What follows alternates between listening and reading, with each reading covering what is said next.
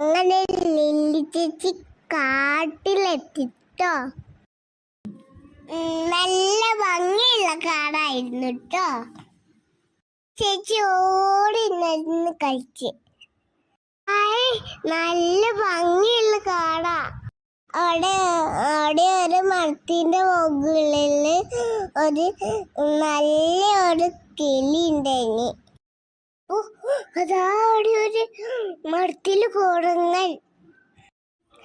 കുരങ്ങന്റെ പേരാണ് monkey. Lily ചേച്ചിനെ ആ കുരങ്ങ നോക്കിയിരിക്കുക.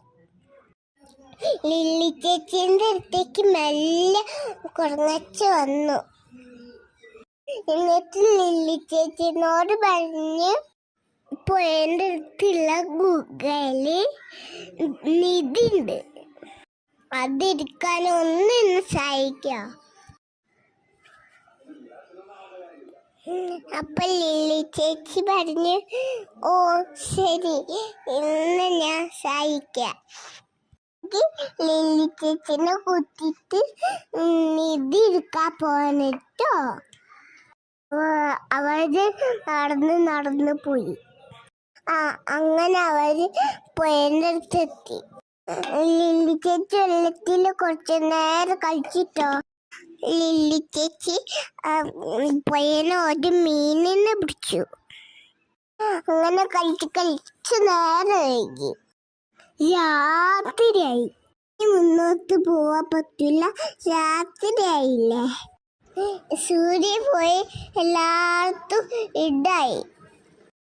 അപ്പൊ ചേച്ചിയും കുരങ്ങച്ചനും അവിടെ ഇരുന്നു. ലില്ലി ചേച്ചിക്ക് ഇടായപ്പോ പേടിയായി. അവിടെ ഒരു കിളി വന്നു. കിളി വെളുക്കായിട്ട് വന്നിട്ടോ. എന്നിട്ടത് കുരങ്ങച്ചന് കൊടുത്തു. ഈ വെള്ളത്തിന്റെ വെച്ചത് ഇങ്ങള് ഇരുന്നോളൂ.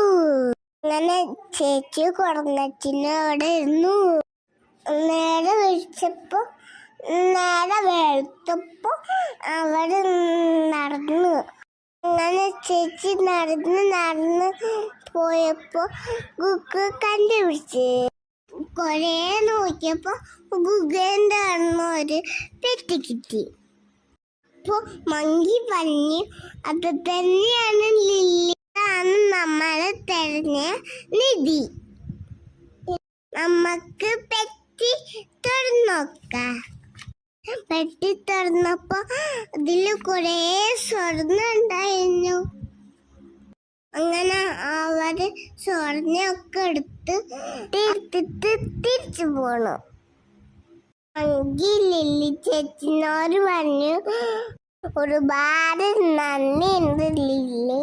ലില്ലി ചേച്ചിനോട് ബായി പറഞ്ഞിട്ട് മങ്കി തിരിച്ചു പോയി.